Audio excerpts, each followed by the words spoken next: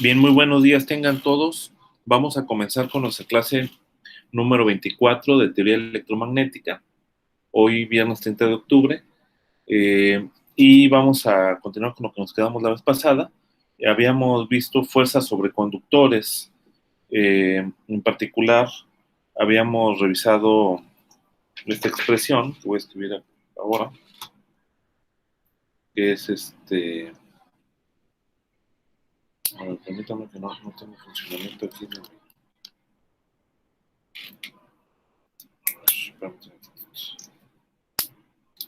Mi pluma ética. No sé por qué no jala.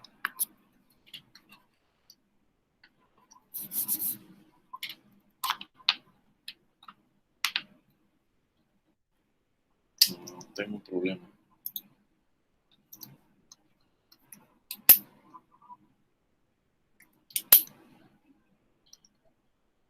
Ahí está ya.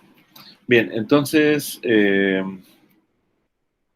sí, entonces recordemos que habíamos visto que cuando yo tengo un conductor,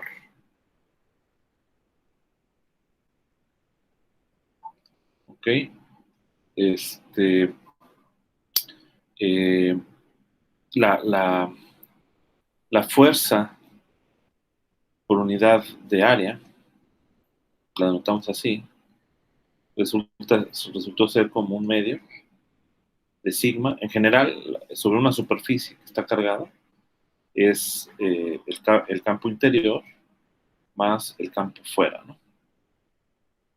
Pero en el caso de un conductor, pues esta cantidad es igual a cero, ¿no? Entonces solamente tienes que tomar en cuenta el campo fuera, y este campo fuera, para el caso de un conductor, pues es sigma sobre epsilon cero por el vector normal, ¿no? Aquí en una superficie sacamos el vector normal, y si yo integro esta fuerza sobre toda la área del conductor, vamos a pensar que esto es una sección de un conductor cerrado al final.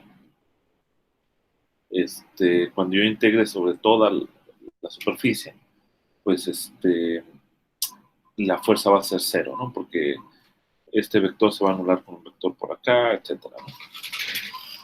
Bien, entonces nos hemos quedado en las fuerzas. Ahora, resulta que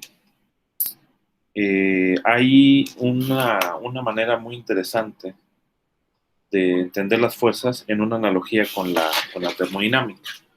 Vamos a considerar la situación en la que las cargas son constantes. Bueno, entonces nada más a lo que quería enfatizar en esta cuestión es que pues, la fuerza total va a ser cero, o sea, esta fuerza F, para un conductor que es aislado, ¿no? O sea, una fuerza sobre toda la superficie.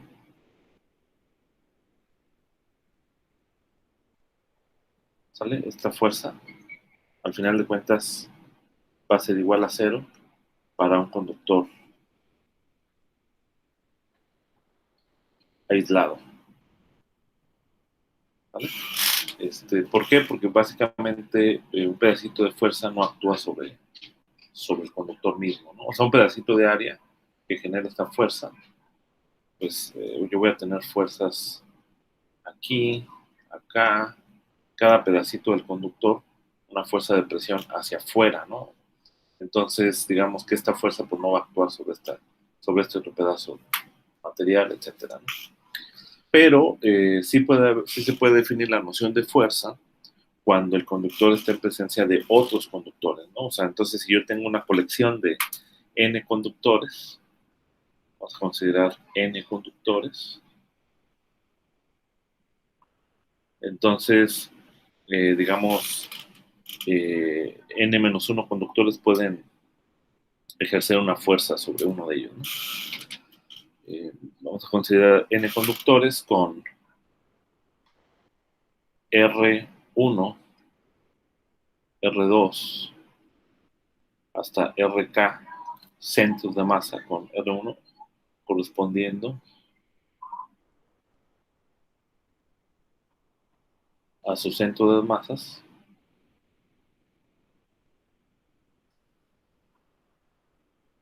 no sería aquí esta Rn, respectivamente, ¿no? Entonces, y con cargas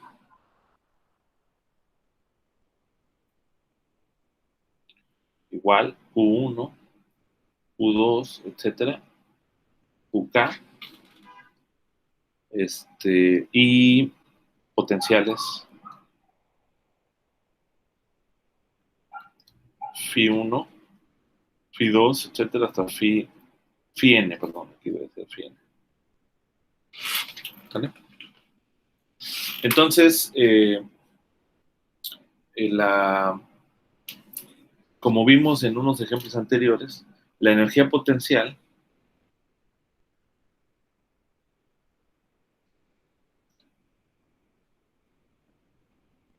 la podemos escribir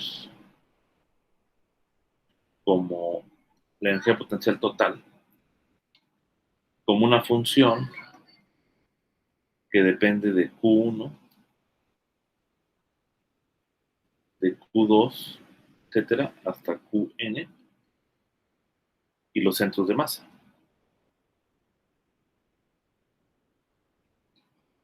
¿Sale? Hasta donde está ubicado el conductor, ¿no? Entonces, si ustedes se fijan en esto, se acordarán ustedes de termodinámica. O sea, esto justamente parece un potencial que depende de estas variables termodinámicas Q1, Q2 y los centros de masa, ¿no? Entonces yo puedo pensar justamente si las posiciones del centro de masa se mantienen constantes, pues entonces una diferencial de la energía pues solamente va a depender de una diferencial de las Q, ¿no? ¿Sale? Y viceversa. Entonces, uno puede identificar una noción de trabajo asociado al cambio en la carga o también asociado al cambio en la posición.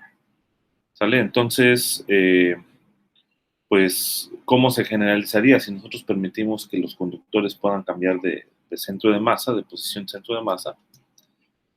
Pues sería lo siguiente, que sería básicamente, eh, tomamos la diferencial, una diferencial de esta energía, y esto nos va a conducir a la siguiente ecuación, ¿no? Diferencial, así como hacemos prácticamente en termodinámica, pues va a ser la suma de i igual a 1 hasta n de la derivada parcial de UE con respecto a QI, ¿sale? De QI más suma de i igual a 1 hasta n, derivada parcial de UE con respecto a las RI, producto punto, RI. ¿Sale?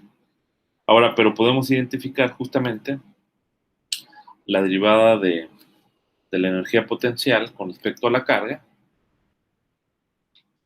con el potencial mismo. ¿Okay?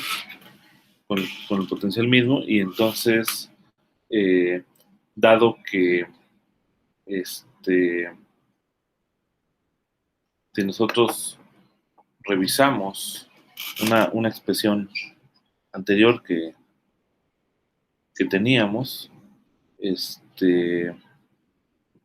pues la energía potencial, no sé si ustedes recuerdan, la energía potencial pues es igual al producto de la carga por el potencial, ¿no? Entonces, si yo lo que estoy variando, ¿vale? O sea, no sé si se acuerdan de esta expresión,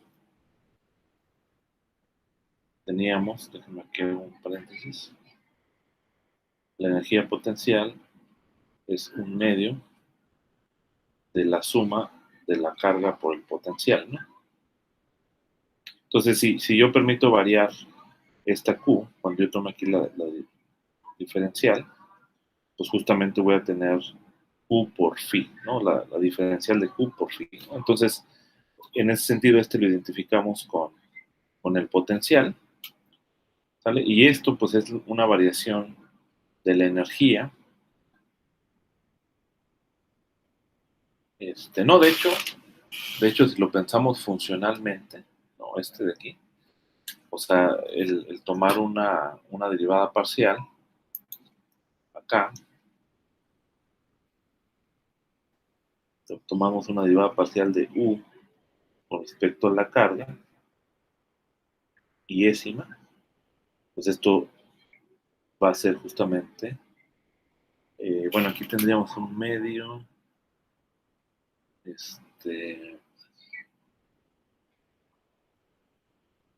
sería justamente phi i, ¿no? Excepto el potencial. Entonces ahí es nada más el detalle ese, ¿no? Que sería phi nada más. Voy a borrar esta parte. Bien, entonces lo identificamos justamente con el phi y pues se identifica con la fuerza iésima, pues está definido como menos la derivada de U, como el gradiente, ¿no? Del potencial, ¿no? En ese sentido, se identifica con la fuerza.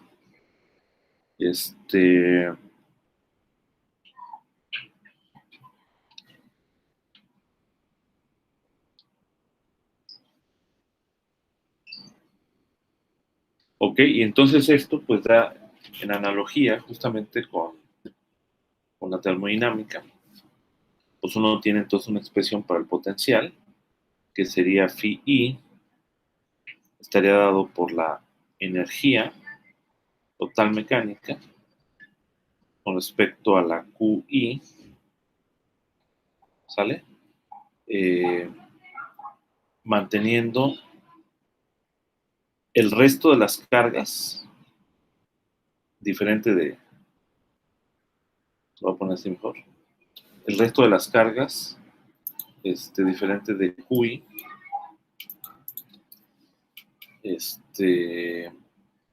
constante y las posiciones constantes.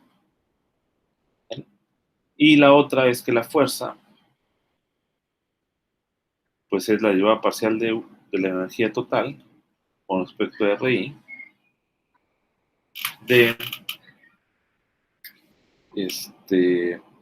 mantener las cargas constantes y el resto de posiciones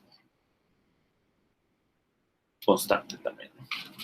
Entonces, esa es la manera en cómo podemos calcular la fuerza que ejerce sobre un conductor, en este caso a través de esta fórmula, porque aquí va a estar contenida en esta fuerza, digamos, las fuerzas que ejercen todas las demás partículas excepto la I, ¿no? Porque ya dijimos que un conductor aislado no ejerce fuerza sobre sí mismo, ¿no? Bien, entonces, en particular, si recordamos una expresión para ¿cómo se llama? Para la energía total mecánica, no sé si se acuerdan que teníamos una expresión para la energía total mecánica.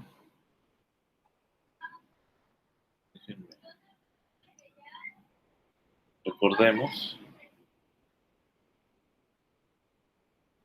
que U para n conductores venía dado en términos de las cargas, ¿no? Para poder mantenerlas constantes, se puede escribir esto como un medio de la suma de I igual a 1 hasta n, de la suma de J igual a 1 hasta n, de la carga QI, no, acá debería ser, no la matriz de capacitancia, sino su inverso, ¿sale? El inverso de la matriz de capacitancia por QJ. ¿Sale? Esta es la expresión que teníamos para la energía potencial que derivamos en la clase anterior, ¿no? Para la energía total electrostática, ¿no? ¿Vale? Entonces, pues esta es la expresión que requerimos para poder evaluar la fuerza, ¿no? En este caso, pues lo que hacemos simplemente es mantener todas las cargas constantes, aquí serían todas las cargas constantes, y solamente variamos la única dependencia que depende de la posición, pues es la geometría, ¿no? Es esta P y J. Entonces quiere decir que la fuerza sobre el iésimo conductor va a estar dado por 1 sobre 2, el negativo de 1 sobre 2, y J de QI por QJ de la derivada de PI, PJ con respecto a R, y todo esto mantenido a las Q constantes y las R. Bueno, aquí sería conveniente utilizar otros índices para que no haya problema, o en este mejor. Aquí usamos el índice K'ésimo y J, acá el K'ésimo, y con el K distinto de I y también K distinto de J. ¿Vale? Este es el asunto, ¿no? O sea, porque aquí solamente voy a tomar en cuenta la derivada con respecto al K'ésimo, pero no con respecto al resto de posiciones. ¿Ok? Esa sería una expresión interesante para la fuerza que ejercen entre sí dos conductores, bueno, que ejerce entre sí los conductores sobre uno dado, ¿no? O sea, digamos, imaginen la situación en la que yo tengo un conductor, otro conductor, o sea, muchos conductores, ¿no?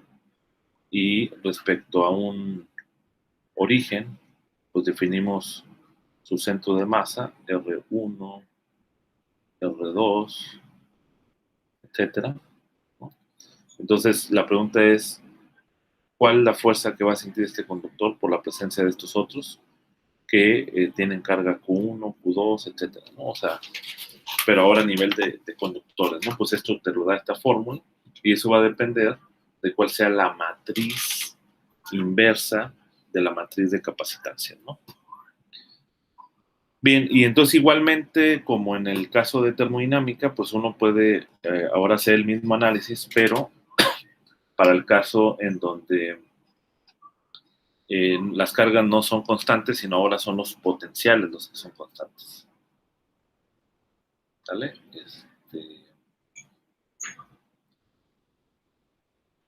Acá observen una cuestión nada más por consistencia. Si yo derivo con respecto a...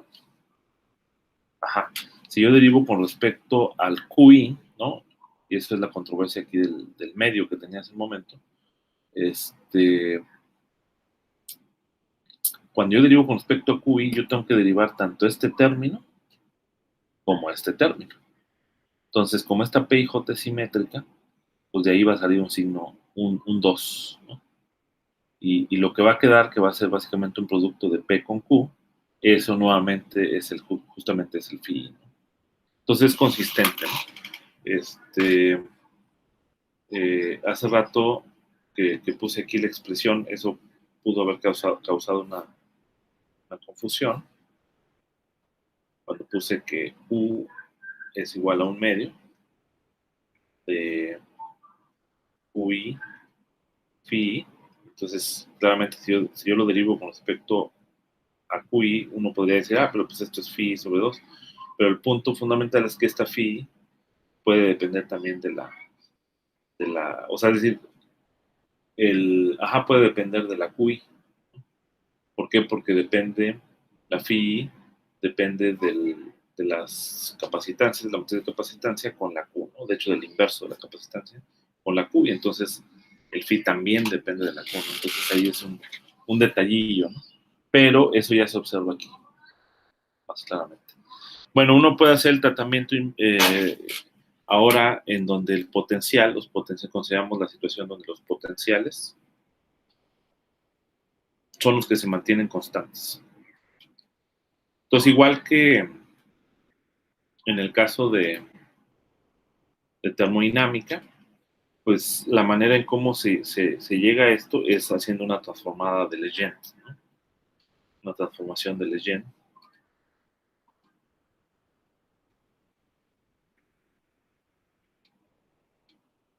Y la transformación de Legendre significa entre la energía y una nueva energía, así como cuando pasamos de la energía interna en termodinámica a la energía libre de Helmholtz, por ejemplo. Y esta nueva energía estaría denotada así: U tilde E sería UE menos este término, que es QI por phi I.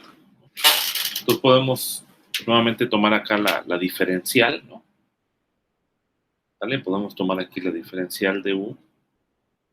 Esto de acá sería la diferencial de U, E, menos suma de I igual a 1 hasta N, de QI, simplemente es el producto, ¿no? Phi I menos QI de phi I. ¿Ok? Entonces, y luego sustituimos la expresión de la diferencial de U, que sería suma sobre I phi I de QI más, no menos será, menos suma sobre las fuerzas punto de RI. ¿Vale?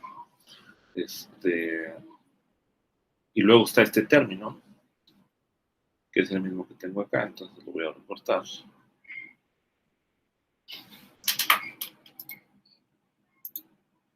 Vamos a ponerlo aquí.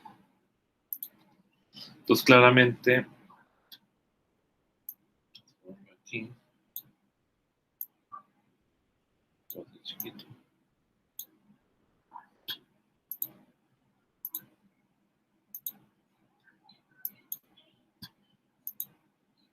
Ok, entonces, estos dos términos cancelan. Profesor, ¿Sí?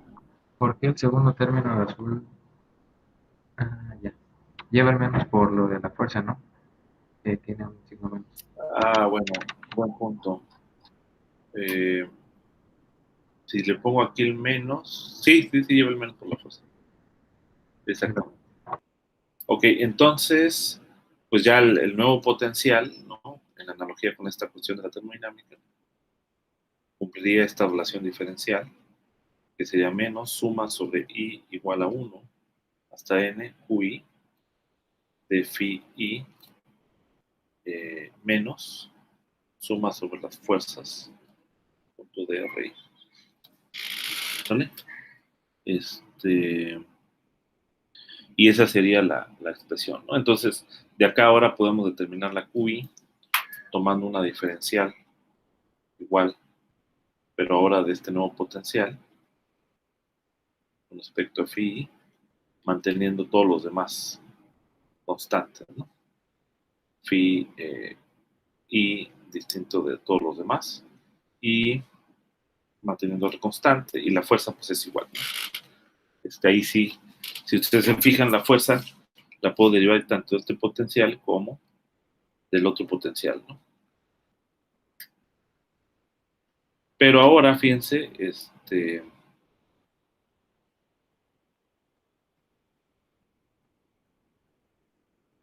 ahora el punto es que este phi es el constante. Y esto nos lleva a que si utilizamos la expresión para la energía en términos de los n conductores, pero ahora en términos, fíjense, esta U tilde ahora es una función, ¿sale? Este de acá es una función cuyas variables naturales, que son el análogo a las variables termodinámicas, serían las phi 1, phi 2, phi n y también las r, ¿no? Para las r no cambian. Estamos haciendo una transformación, la transformada de Legendre te lleva de un espacio a otro, ¿no? O sea, en este caso el espacio de potenciales al espacio de cargas, ¿no? Viceversa. Así como en mecánica clásica también aparece ahí la transformada de Legendre, termodinámica, etc.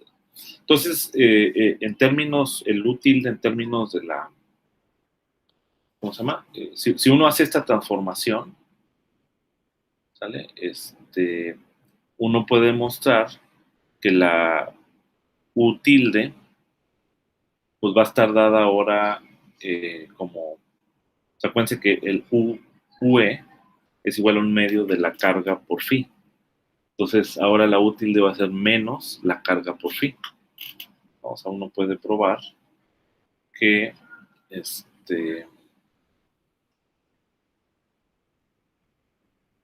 que ahora la U tilde va a ser menos, o sea, porque la U tilde va a ser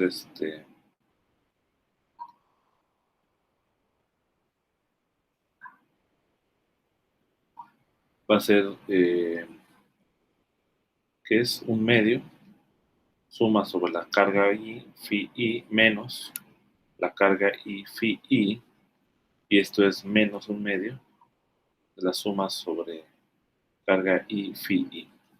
¿Ok? Entonces, esto significa básicamente que si yo expreso la U tilde en términos ahora de los potenciales para poder hacer estas derivadas, va a aparecer ahí sí la capacitancia, ahora va a ser menos un medio de la suma de I, J, phi I, la matriz de capacitancias, phi J. Esa es la diferencia entre un potencial y otro, ¿no? Entonces, aquí en este caso particular, de esta forma, pues quizá, digamos, matemáticamente es este el resultado, ¿no? Pero fíjense, la minimización de este término te da lugar a la maximización de este término, ¿no? Entonces, este potencial es más como una entropía, ¿no? Una especie de entropía. ¿Sale? Cuando tú vas de la energía a la entropía, ¿no? También. Pero bueno, el punto fundamental es de que si yo ahora calculo la fuerza con respecto a pues ahora la fuerza, esto va a implicar que la fuerza, en términos de la C, va a ser un medio de, como las phi se mantienen constantes, este menos con este menos da más, entonces va a quedar un medio de suma IJ, phi I, phi J, derivada de la C y J con respecto a la R. K, manteniendo la phi constante y todas las demás R' constantes, ¿no? Entonces ahora esa va a ser la expresión de la fuerza. Bien, pues con eso terminamos esta idea, está interesante en términos de los potenciales. Y para terminar ya con la materia conductora, vamos a ver un último ejemplo, que es un ejemplo clásico. Y con eso terminamos la materia conductora. Un ejemplo. Vamos a considerar la situación que yo tengo un capacitor, ¿vale? Que tiene potencial phi igual a B en este punto y potencial phi igual a 0 en este punto, que tiene un grosor aquí, que es una distancia D. Tenemos también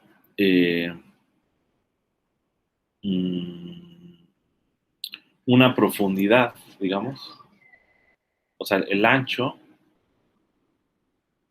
imagínate que está así, hacia acá, las placas paralelas. Entonces este ancho va a ser un ancho que le vamos a llamar W. ¿Qué más tenemos? Creo que es todo. Y quisiéramos calcular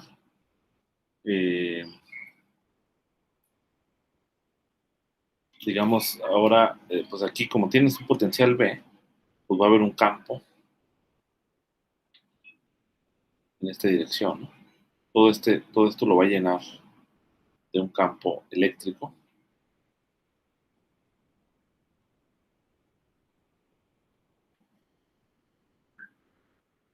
¿Sale? También va a haber campo por fuera, ¿no?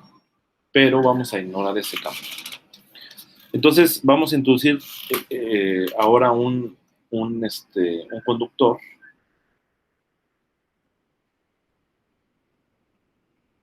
Lo vamos a introducir dentro de este campo y lo que queremos es calcular cuál es la fuerza que actúa sobre esta hoja de metal.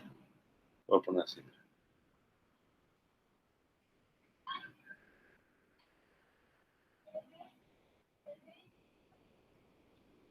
Esta hoja de metal,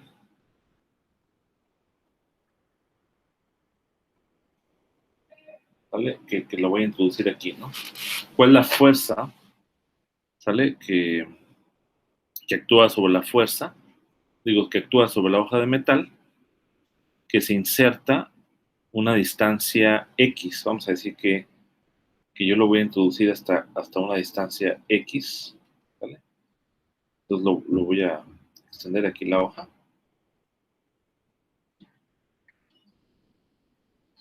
No se nota muy bien el dibujo, pero básicamente o sea, tiene un ancho aquí.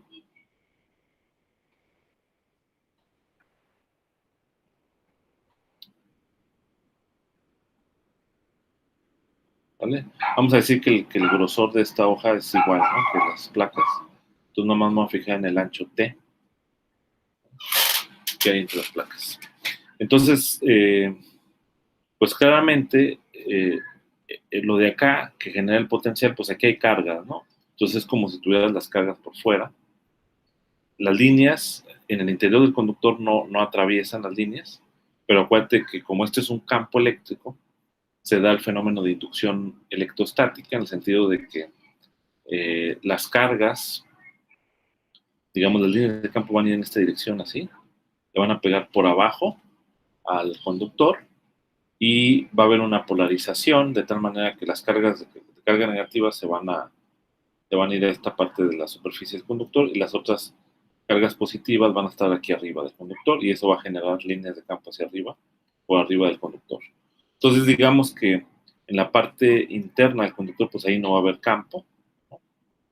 Por la propiedad del conductor. ¿Sale, vale? Pero alrededor de él sí hay campo, ¿no? Entonces vamos a decir que ya lo introduje hasta acá, o sea, yo lo puedo mantener en equilibrio, y luego lo voy a desplazar otra distancia, x más un delta. Bueno, debería ser un poquito más atrás.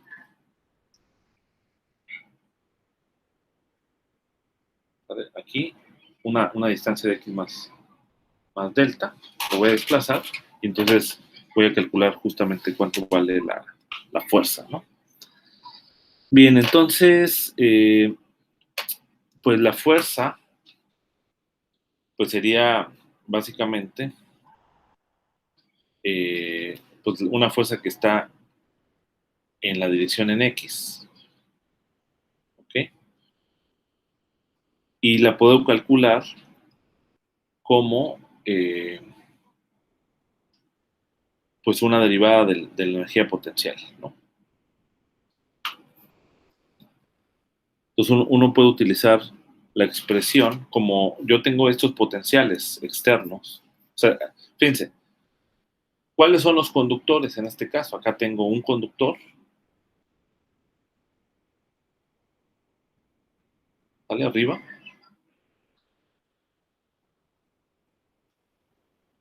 Tengo este conductor, que es la placa paralela, y por acá tengo el otro conductor en el piso.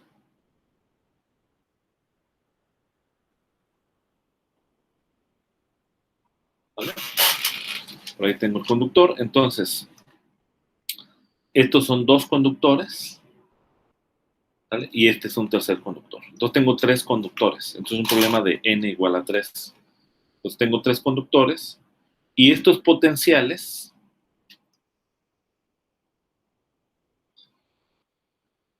arriba y abajo igual a B son constantes.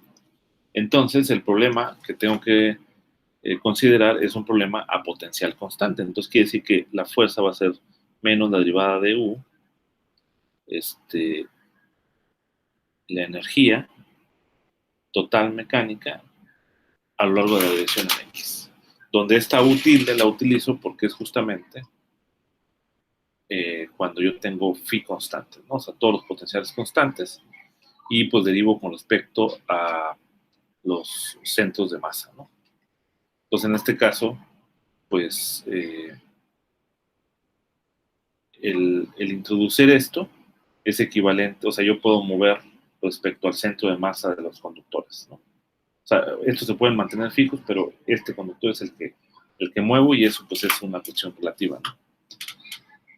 Bien, entonces esto pues uno lo puede pensar como simplemente el límite, como U tilde es el negativo, ¿no? Ya vimos acá, U tilde es el negativo de U, ¿no? Entonces lo puedo expresar en términos de U tilde como el límite de la energía potencial, digo, sí, la energía total electrostática en el punto X más delta, menos el punto en X dividido entre delta. El límite cuando delta va a cero, porque es básicamente la derivada con respecto a X, ¿no? Entonces ya lo que hay que hacer es construir estas derivadas, digo, estas energías totales mecánicas en cada sitio, ¿no? O sea, tanto en este punto X como en este punto X más delta. Bien, en este caso, pues tenemos el campo, la energía U, UE, ¿no? La energía total mecánica en general, pues va a ser un medio de epsilon 0, la integral en el volumen del campo eléctrico al cuadrado, ¿no? La norma al cuadrado, ¿no? Esta es básicamente la densidad de energía, y pues la puedo calcular de manera exacta porque el campo eléctrico básicamente es constante debido a que esta parte es constante, ¿no? Entonces,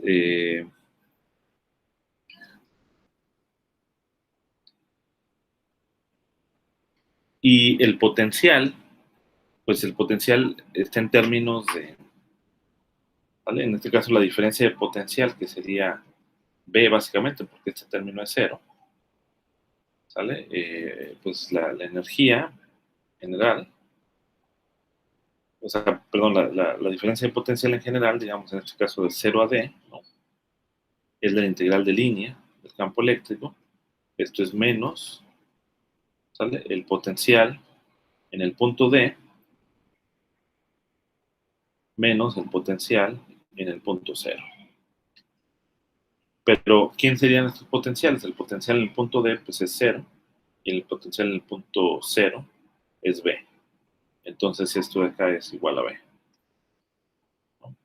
Ya tengo aquí mis elementos para calcular quién sería la energía total electrostática y cómo está relacionada con el potencial, ¿no? Bien, pues hay que hacer los cálculos, ¿no? Entonces, pues en el punto X más delta, ¿cuánto valdría el potencial? Pues para empezar, aquí podemos calcular cuánto vale la magnitud del campo eléctrico. Tenemos que tomar en cuenta el ancho de la hoja del conductor aquí, ¿sale? Entonces tenemos que tomar en cuenta ese ancho porque aquí adentro no hay conductor, ¿no? Entonces, pues tendríamos lo siguiente, ¿no? La relación, o sea, la magnitud del campo eléctrico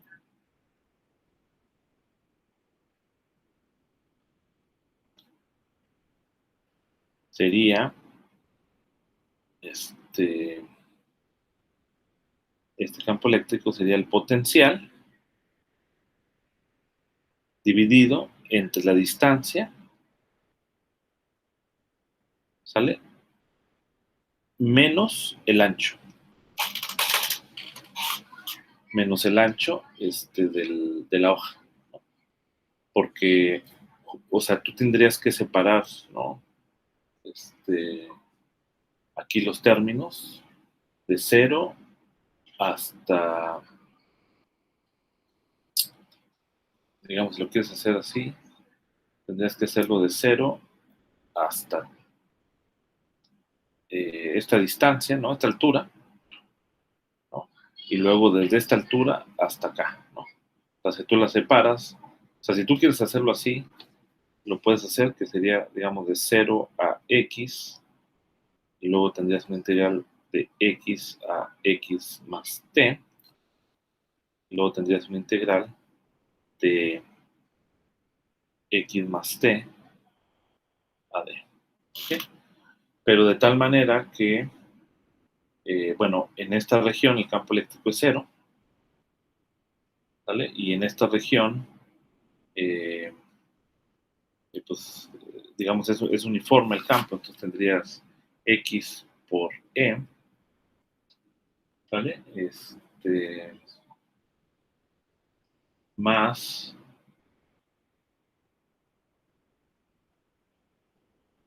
a ver si es,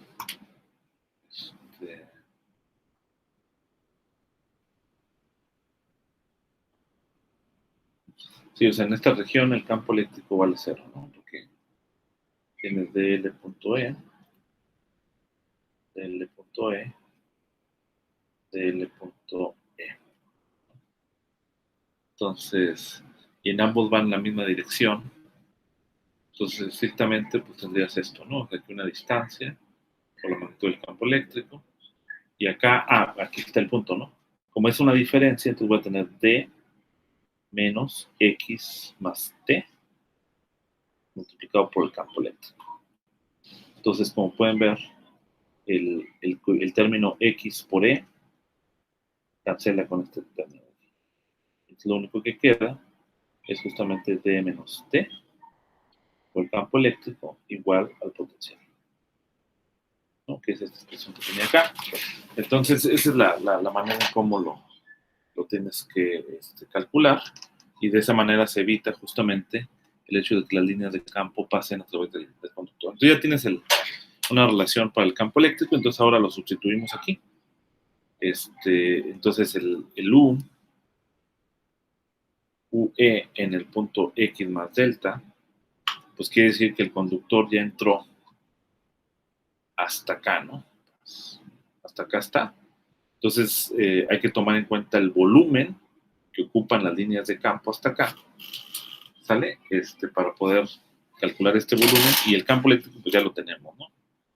Entonces voy a tener, digamos, un medio, epsilon 0, este término b d menos t al cuadrado por el volumen, ¿no? Volumen. Pero ¿quién sería este volumen? ¿Quién sería este volumen? Pues nada más es cuestión de calcularlo aquí, ¿no? Pues acuérdense, el ancho de las placas es W, la altura es D, ¿sale? Pero como es el volumen que ocupa el campo eléctrico, al D le tengo que quitar menos T, ¿sale? Porque aquí tengo el ancho de la placa, ¿vale? Entonces tengo que quitar este T. Y la distancia de aquí a acá, pues, es justamente X más delta, ¿no? Entonces, el volumen sería todo esto que está acá y todo hasta el fondo, ¿no? O sea, toda esta profundidad, ¿no? Entonces, quiere decir que el volumen en el punto X más delta, pues va a ser W, ¿sale? Por altura, por este otro ancho, X más delta. ¿Vale? Entonces, esa sería la expresión de la energía en ese punto. Entonces, lo que tendríamos sería que U X más delta sería epsilon 0 sobre 2 B de menos T elevado al cuadrado, ¿sale? Multiplicado por el volumen. Que W de menos T X más delta. Ahora, ¿cuánto valdría la energía en el punto X? A ver, ¿alguien de ustedes?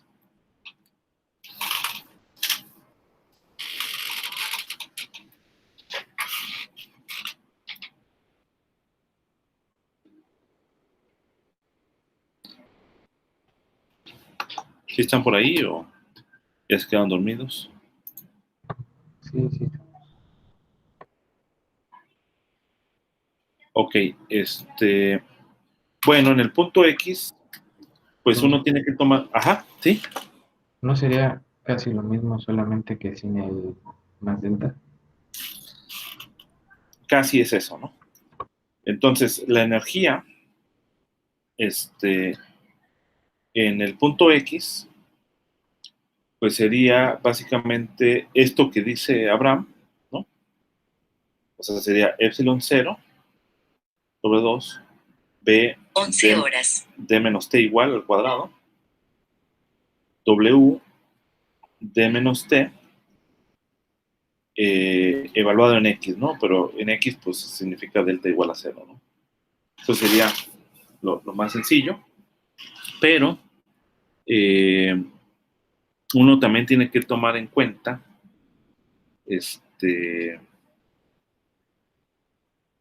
mm, el, el término que hace falta, ¿vale? Que es en donde no está, acá, digamos. O sea, porque al final de cuentas yo ya lo introduje hasta acá, ¿vale?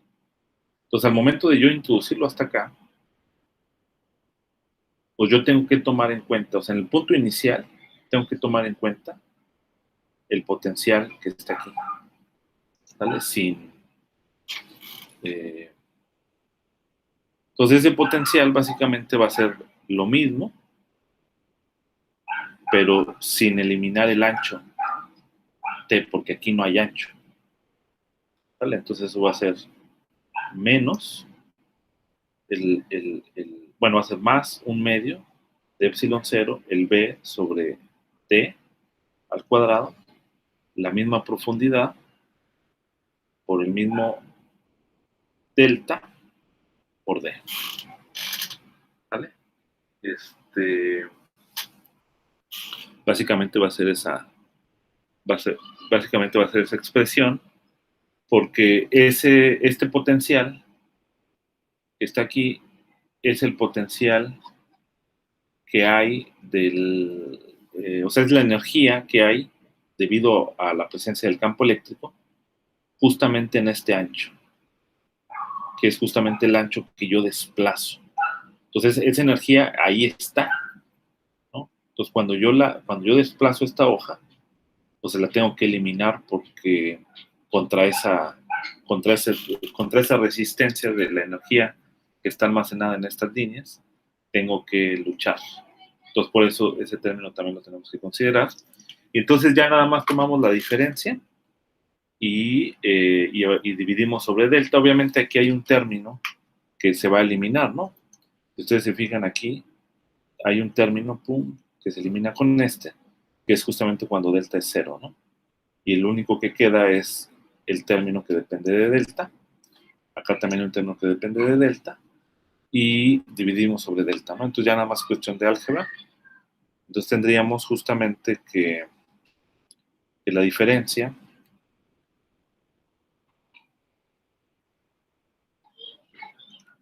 sería epsilon 0 sobre 2 b dt al cuadrado,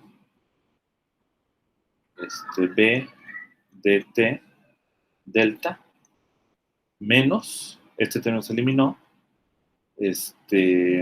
un medio de epsilon 0 bd al cuadrado w del delta d. Entonces ya nada más dividimos sobre delta y tomamos el límite.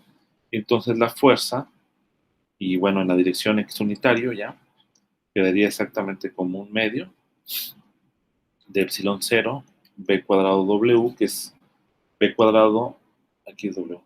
W es común aquí en ambos. Este dt puede eliminar con este dt. Tú va a quedar 1 sobre d menos t menos 1 sobre d. Pues fíjense cómo la fuerza realmente es muy pequeña porque el ancho de la hoja del conductor es pequeña, ¿no? O sea, uno puede hacer aquí una teoría perturbativa para test pequeños y puede ver que va a ser proporcional al ancho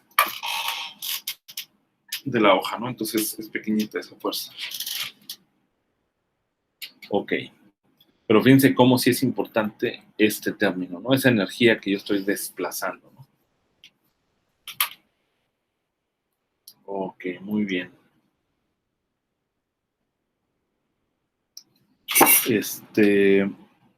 Bueno, pues hasta ahí terminamos con los medios materiales que son conductores y les voy a encargar de tarea que lean la sección 5.7.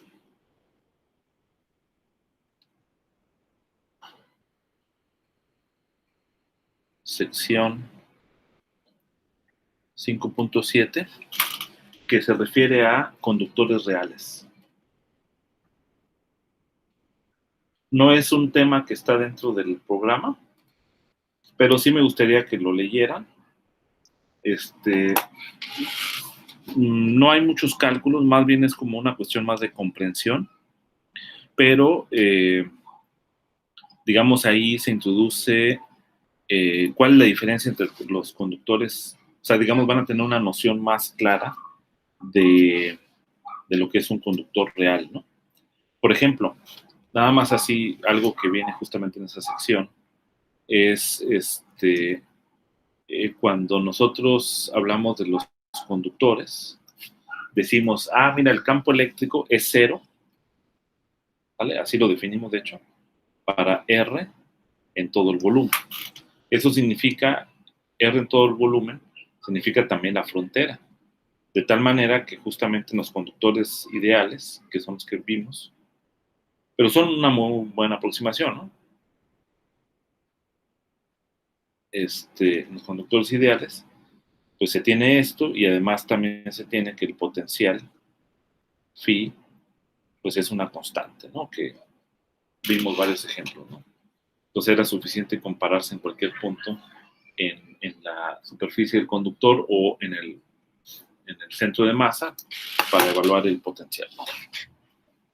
Bueno, una diferencia es que en el conductor real, y eso viene discutido ahí, en esta sección, en el conductor real lo que uno tiene es igual, el mismo conductor, también tienes que el campo eléctrico es cero en el interior, excepto en una frontera.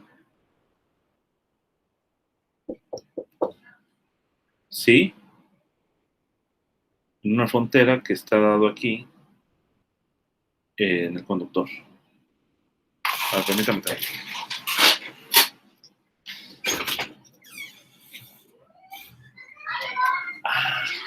Hola.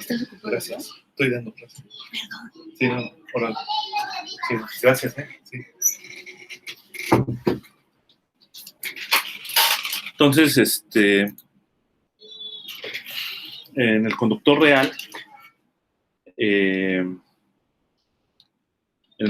real, tú tienes una frontera, o sea, la misma frontera, hay un ancho,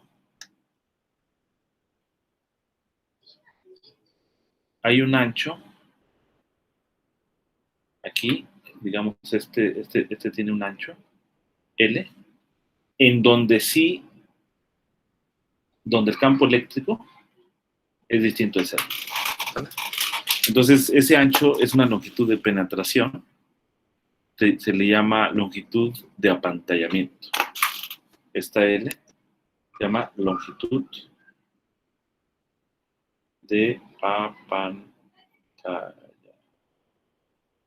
Y entonces, pues, la pregunta es, pues, ¿cuál es entonces ahora la ecuación para el potencial escalar que describe el caso de un conductor real, ¿no? Entonces eso da lugar, ahí lo van a leer, a a modelos, digamos, de los conductores reales que toman en cuenta este fenómeno, y en particular aparece, por ejemplo, lo que se llama la ecuación de Helmholtz, en donde aparece esta longitud de penetración. Ahí lo van a checar, y otros modelos donde ya toman en cuenta aspectos térmicos, ¿no? O sea, cuando esto ahora está a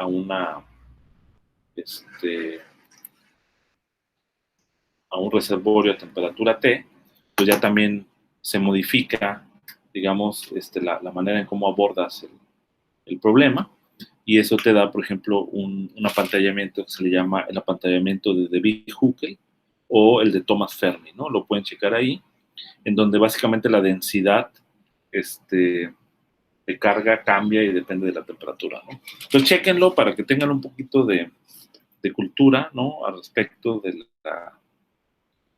estos modelos, ¿no? Entonces, con esto terminamos prácticamente lo de conductores. No sé si hasta ahí hay alguna pregunta concretamente sobre conductores.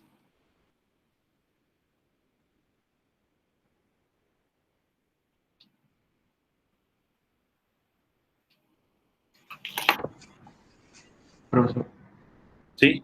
a mí no me quedó del todo claro por qué se le sumaba un término a la energía en el punto X. Ah, ok. Sí. Bueno, o sea, el argumento es que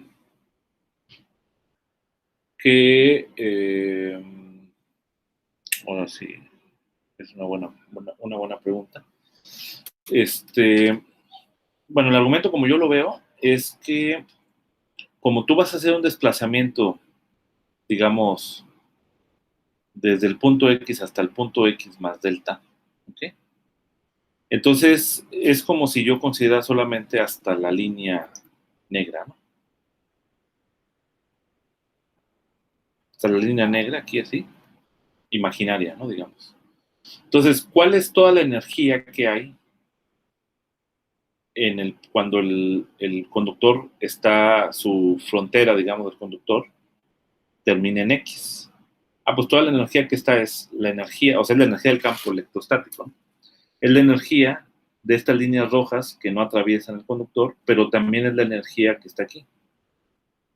Cuando yo traslado la hoja hasta acá, ¿sí? Déjame, voy a copiar aquí, voy a sacar una copia, y lo voy a pegar aquí mismo. Pero la voy a hacer más chiquita. Entonces, fíjate, nada más para explicar ese punto. Cuando yo la traslado, ¿qué es lo que pasa? Pues de acá ya va a extenderse hasta acá. ¿Vale? Va a extenderse. Voy a tener aquí algo así. Hasta acá. Entonces, aquí en este caso ya no tengo, o sea, obviamente le tengo que borrar un pedacito acá, que es el delta que se trasladó, quizá más. Entonces, aquí la energía que tengo es esta nada más, o sea, la de las líneas rojas, ¿no? La asociada al campo eléctrico de las líneas rojas, que justamente atraviesan el conductor. Pero acá tengo esta energía que está aquí, más esta energía. ¿Sí lo ves, Abraham?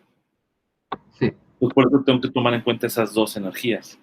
Esta más esta. ¿Vale?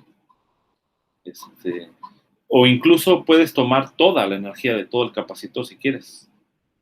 Lo que pasa es que la energía que viene aquí, que voy a encerrar aquí en negro, pues esta energía es común a ambos, entonces se cancela. Esa no la tomo en cuenta. ¿Ok? Sí, de hecho esa es la razón, ¿no? O sea, esta energía hasta el tope, que está aquí, digamos una energía, Este es común, es posible agregar esta energía también acá, ¿vale? Pero es común a ambos, ¿no? O sea, porque esa energía es esta que está aquí. Entonces no se la sumo porque esta de acá se va a restar. Ok. Bien, ¿alguien más tiene alguna pregunta?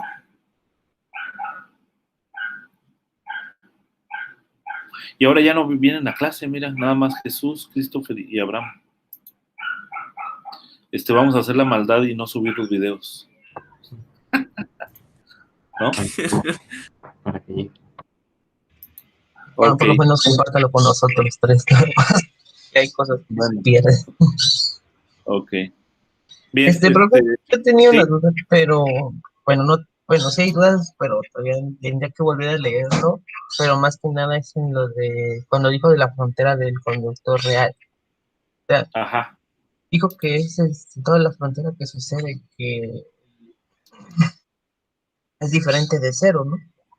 Sí. Podría ser que, por ejemplo, haya un conductor que tenga una cierta sección de la frontera que sea diferente de cero y el resto de la frontera igual, también sea igual a cero. Es como que, como si fuera como medio cascarón de huevo. Sí, también puede ser posible, ¿eh? También podría ser posible, porque eso depende de la naturaleza del conductor, y los conductores, pues en la vida real no son homogéneos, ¿no? Entonces, pudieras tener la situación en la que la longitud, o sea, tuvieras dos conductores hechos de distintos materiales, y en uno en donde la longitud, digamos, de apantallamiento es más pequeño que en otro, y a lo mejor por algún orden de magnitud, de tal manera que tú lo puedes despreciar, ¿no? Entonces sí, en efecto, puedes tener junturas, ¿no? De conductores que da lugar a ese tipo de situaciones inhomogéneas, ¿no? Bueno, pues ya para el resto de la clase, vamos a comenzar ya con el tema de materia dieléctrica, que es el tema de medios materiales, que nos hace falta, ¿no? Entonces vamos a tener materia dieléctrica.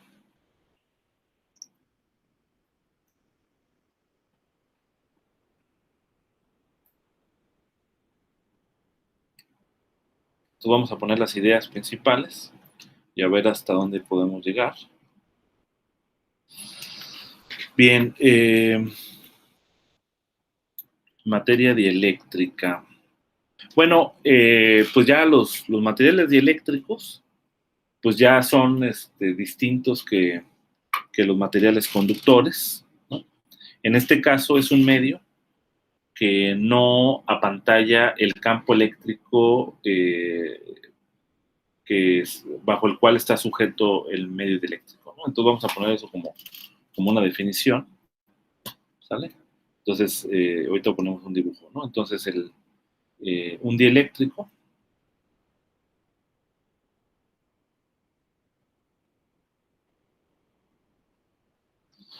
un dieléctrico es un medio que no apantalla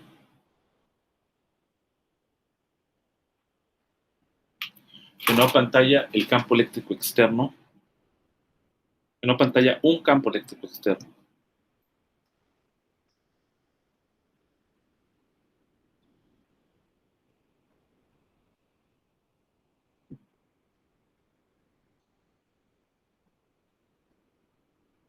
Un campo eléctrico externo que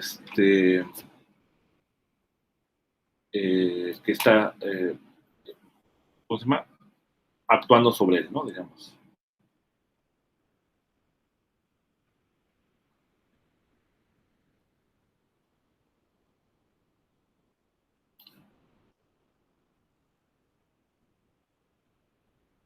¿Qué significa esto, no? ¿Vale? En un dieléctrico, yo tengo aquí mi dieléctrico.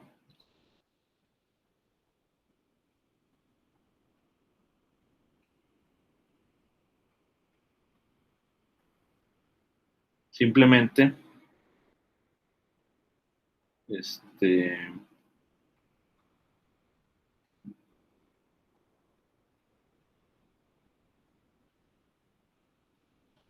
y tengo mis líneas de campo.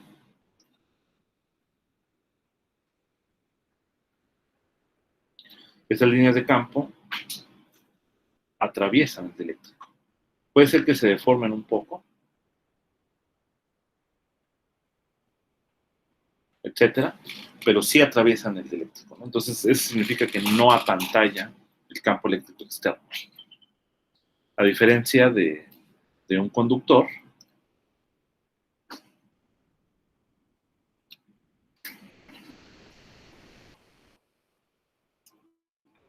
¿vale? A diferencia de un conductor que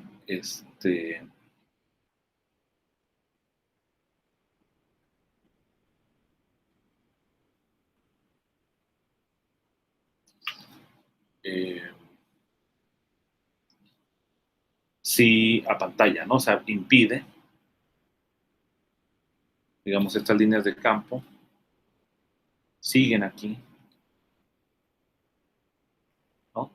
Y estas aquí, hasta aquí llegan, ¿no?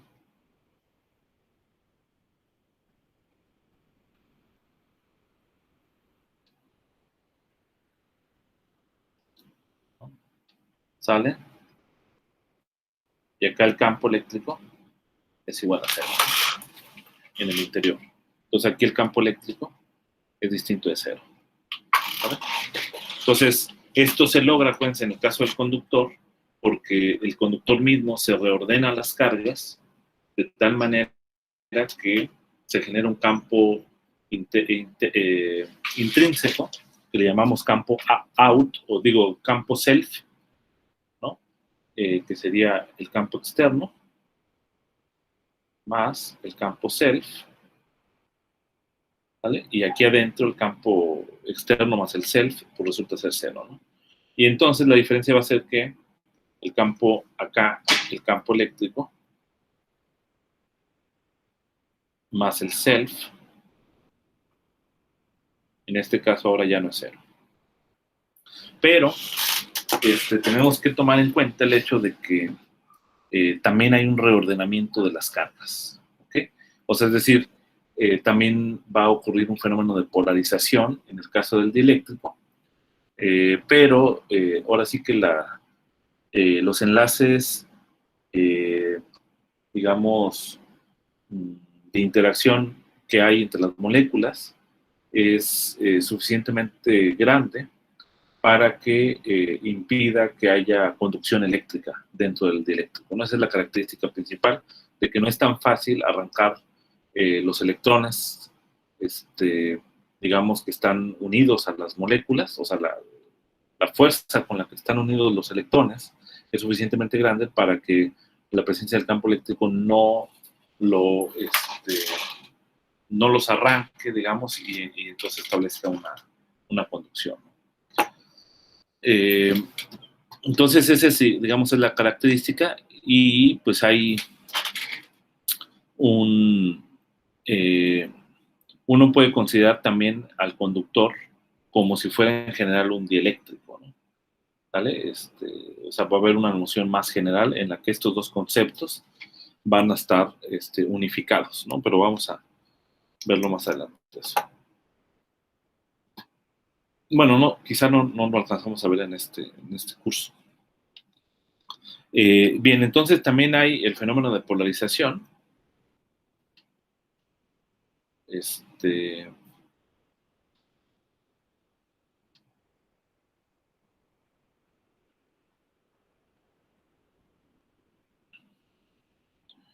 Fenómeno de polarización en el contexto de dieléctrico, como dijimos, ¿no? Porque pues también va a haber un reordenamiento de la carga interna que tiene el conductor, ¿no? Entonces, la polarización pues, no es otra cosa más que el resultado del reordenamiento de la carga interna, ¿no? Del conductor. Y uno puede considerar la situación de la polarización en estos dos sentidos, ¿no? O O sea, 1, reordenamiento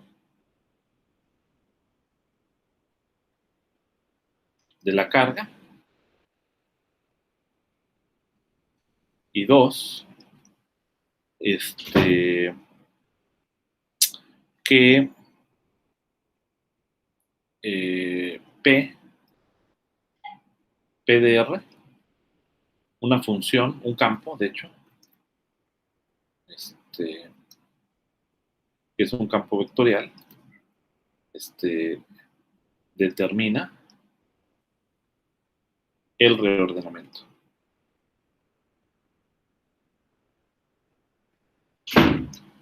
¿Vale? Y esa función, pues se le va a llamar polarización. Bien, ahora vamos a voy a tomar el ejemplo del dieléctrico aquí, para ya no volver a hacerlo.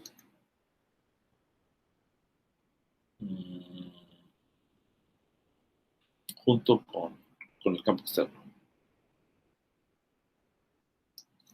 ¿Vale?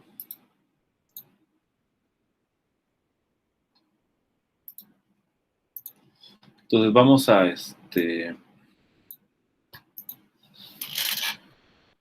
definir aquí unas cantidades. Este campo eléctrico puede estar producido por algunas cargas, carga 1, carga 2, o también puede estar producido por una densidad de carga, que no es importante ahorita o sea, todo esto es la densidad de carga. O sea, lo que me refiero es, no necesariamente el campo eléctrico externo va a ser producido por una carga o dos, sino puede ser en general una densidad de carga, ¿no? Entonces, esta densidad de carga, por una cuestión de convención, se le llama carga libre, ¿no? Se llama carga libre. O sea, la carga libre es la que da lugar al campo externo.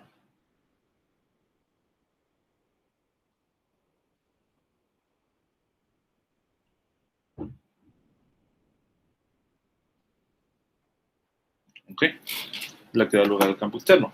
Claramente el dieléctrico puede ser eléctricamente neutro y puede ser que haya algunas cargas que se hayan adherido al dieléctrico y eso también va a generar un campo externo que también va a actuar sobre el dieléctrico, ¿no?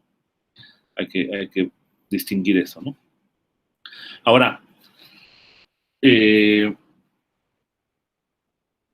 por ejemplo, imaginen que bueno, puede ser esto o puede ser que yo defina un capacitor, ¿no? Un problema típico, ¿no? Tengo un capacitor de placas paralelas, ¿no? Y de hecho, en la realidad, siempre hay un dieléctrico que está adentro, porque el aire también lo puedes considerar como un medio material. Entonces, aquí tengo las cargas libres, digamos, pues sería la de la carga aquí, vamos a decir, menos Q, y acá la carga Q, ¿no? Menos Q y menos Q. Entonces, y aquí está el dieléctrico, ¿no? Entonces este de acá es lo que genera el campo eléctrico y este de acá es el dieléctrico. Bien, ahora vimos que cuando hay la presencia de campo eléctrico externo, va a haber un reordenamiento de la carga en el dieléctrico mismo, ¿no? Porque el dieléctrico lo puedes pensar en un medio material que está compuesto de muchas moléculas, las cuales están interactuando entre sí de manera no trivial, y eso da lugar a ese medio material, ¿no? Pero las moléculas a su vez tienen carga, ¿no? Aunque sean eléctricamente neutras, digamos, ahí están compuestas de átomos, los átomos están compuestos de electrones, entonces tienen cargas, y por lo tanto esas moléculas van a responder ante la acción del campo eléctrico externo. Y la manera en cómo responden, pues va a ser que se van a reordenar esas moléculas de tal forma que van a rotar, digamos, estas moléculas de forma que la carga eléctrica, que es negativa, pues va a estar en la dirección opuesta a la dirección del campo, mientras que la carga eléctrica positiva va a estar en la dirección contraria, y entonces va a generar justamente el fenómeno de polarización. Pero al momento de que se da eso, automáticamente aparece el campo self, ¿sale? Que es el campo propio, digamos, de alguna manera que se opone a la presencia de este otro campo eléctrico, ¿no? Entonces, pues como este es un campo eléctrico, pues debe tener una fuente, ¿no? Porque el campo eléctrico se determina a partir de una fuente de carga. Entonces vamos a llamar a, digamos, aquí ya definí el concepto de carga libre. Vamos a llamar carga self, pero esa va a ser la carga de polarización, ¿sale? Entonces una carga de polarización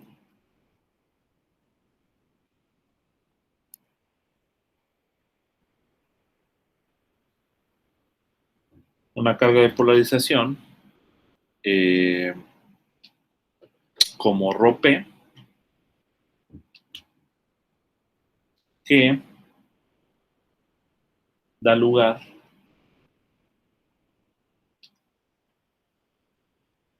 al campo E-self. ¿Sí? O sea, esta ρP es la que da lugar a este campo auto. Entonces ahora el punto es cómo está dada ρP, ¿no? O sea, es decir, cómo vamos a definirla. Entonces, para entender el origen de justamente de esta densidad de carga, que se llama densidad de carga de polarización,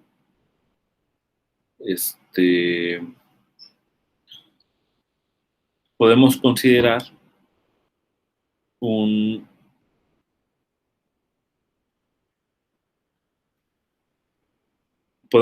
la situación en donde la densidad de carga macroscópica, que es esta ρ, tomarla a cero dentro de cada punto dentro del dieléctrico neutro, ¿no? ¿Sale? Cuando el campo eléctrico externo es cero. ¿Ok? Entonces, básicamente uno tiene la siguiente situación, ¿no? O sea, cuando el campo eléctrico externo se enciende, ¿sale? Como dijimos hace un momento, la carga positiva es jalada en la dirección del campo eléctrico externo, la carga negativa es jalada en la dirección opuesta, y entonces eso es justamente el proceso del reordenamiento de la carga. Y el reordenamiento de la carga es un proceso que se da al momento de encender ese campo eléctrico externo hasta que el mismo sistema que conforma las moléculas del dieléctrico llega a un equilibrio mecánico, ¿sale? Hasta que se establece nuevamente el equilibrio mecánico. O sea, por un momento, digamos, en el dieléctrico, cuando este E externo se enciende, pues aquí empieza a haber movimiento, ¿no? Hay movimiento de las cargas, etcétera, hasta que ya quedan en equilibrio otra vez y las cargas ya no se mueven, ¿vale? Entonces, pues eso básicamente se va a dar cuando, digamos, la fuerza, ¿sí? De Coulomb, básicamente, se oponga a la fuerza que, como decíamos hace un momento, establecen los enlaces químicos que puede haber entre las distintas moléculas, ¿no?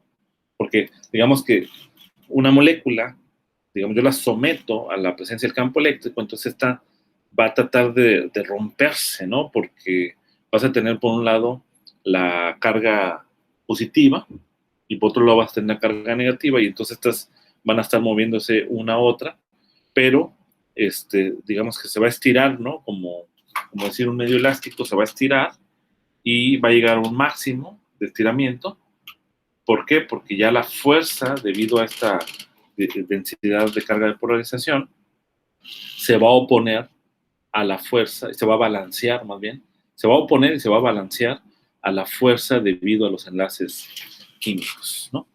Entonces, en ese sentido podemos definir la misma densidad de polarización y de acuerdo con, pues, con la teoría de Maxwell, podríamos decir que la densidad total, ¿no? O sea, la densidad total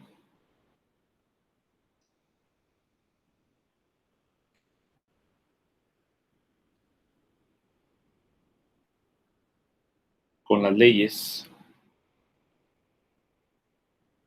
electrostáticas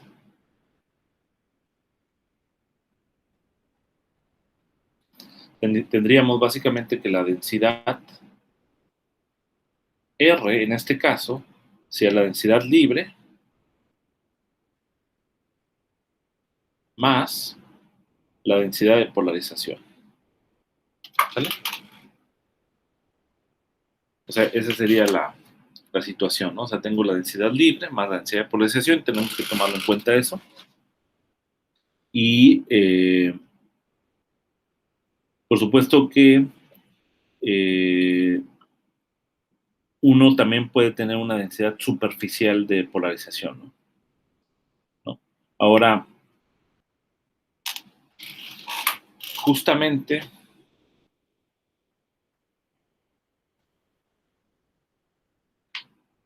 vamos a utilizar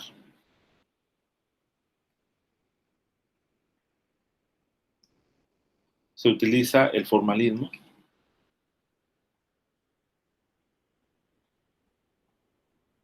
de modelar ρ a través del campo de polarización, ¿no?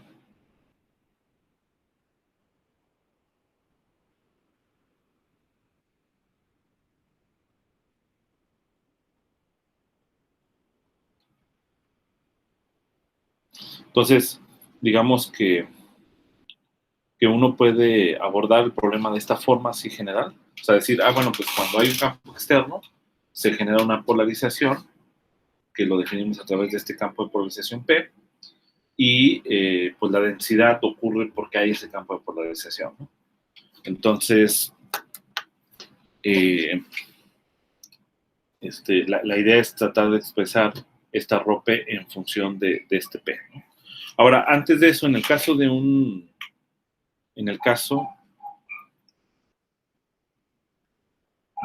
dieléctrico neutro,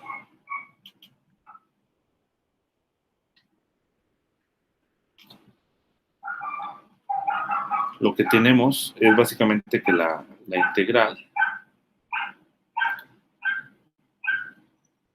de la densidad de polarización, pues,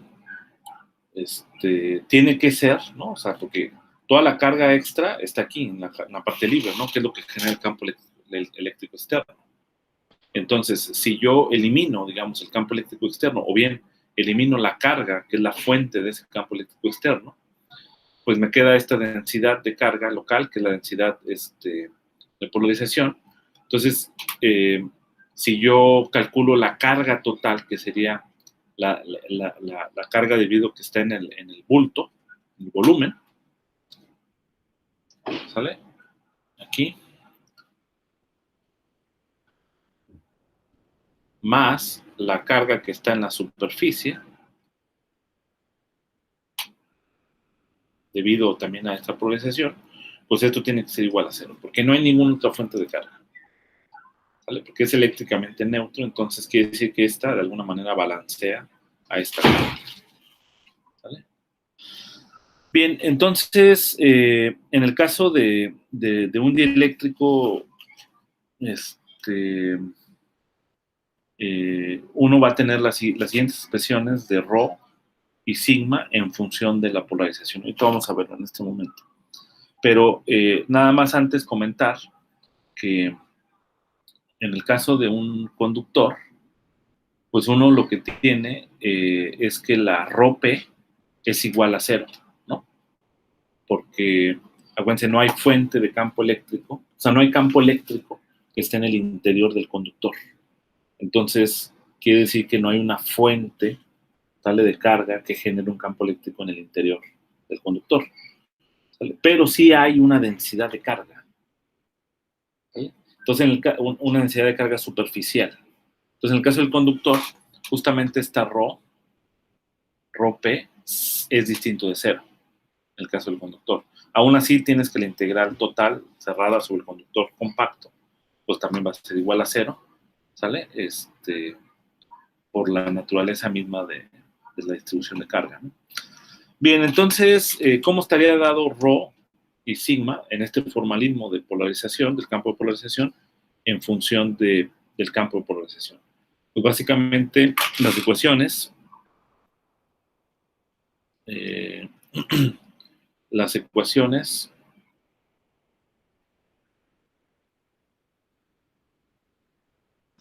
que relacionan, ya voy a terminar, porque tengo que irme a lo de la Olimpiada, las ecuaciones que relacionan ρP y sigma P con la polarización son las siguientes. Básicamente tienes que ρP de R es igual a menos divergencia del campo de polarización para todos los puntos R en el volumen. Sigma P,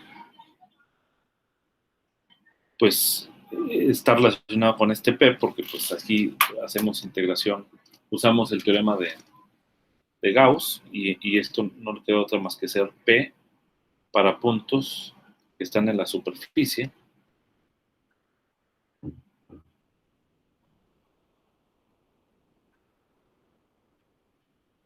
¿Ok? Y también otra propiedad es que el campo de polarización es igual a cero para puntos que no están en el volumen, ¿sale? O sea, en otras palabras, afuera del dieléctrico, ¿sale?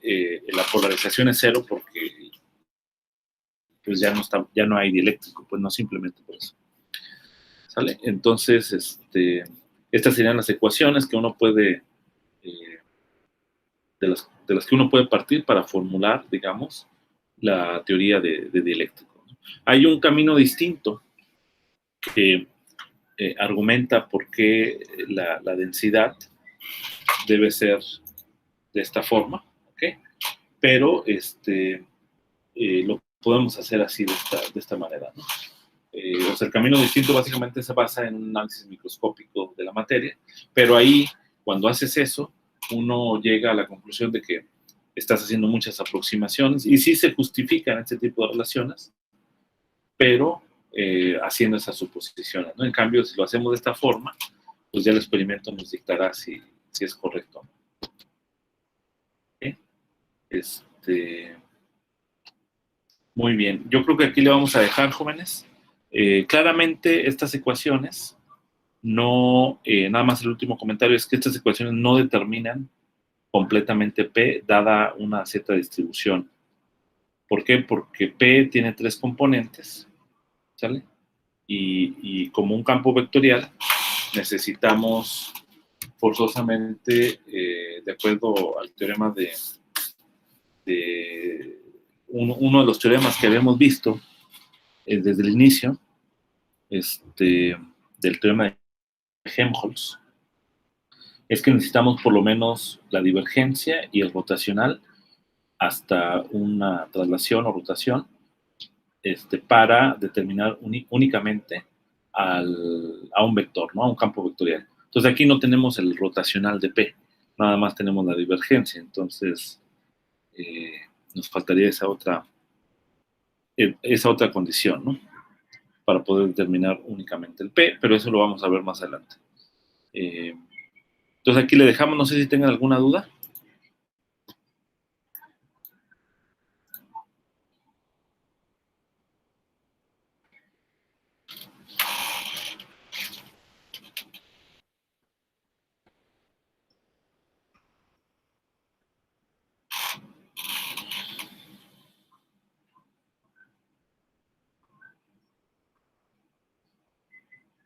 ¿Alguna pregunta? A ver, Jesús.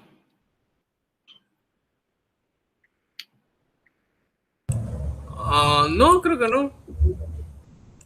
Ok. Abraham. Me parece que no. Eso último Ok. ya lo tengo que repasar, pero todo estuvo bastante bien. ¿Cómo dices? ¿No te escuché bien? Lo último lo tendría que repasar, pero en general todo estuvo bastante bien. Ok, muy bien. Christopher. Pues lo mismo digo, es como le dije hace rato que tenía que repasarlo primero, porque yo como que lo primero implica un poco esto, bueno, ahí sí lo veo.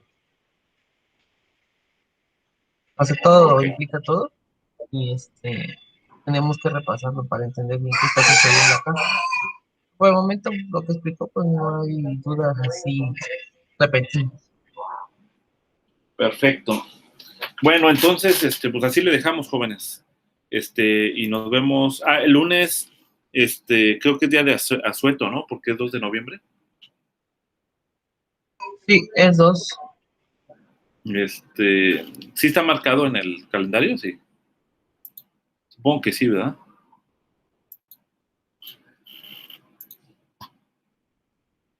Digo, nada más para tomarlo en cuenta, ¿no?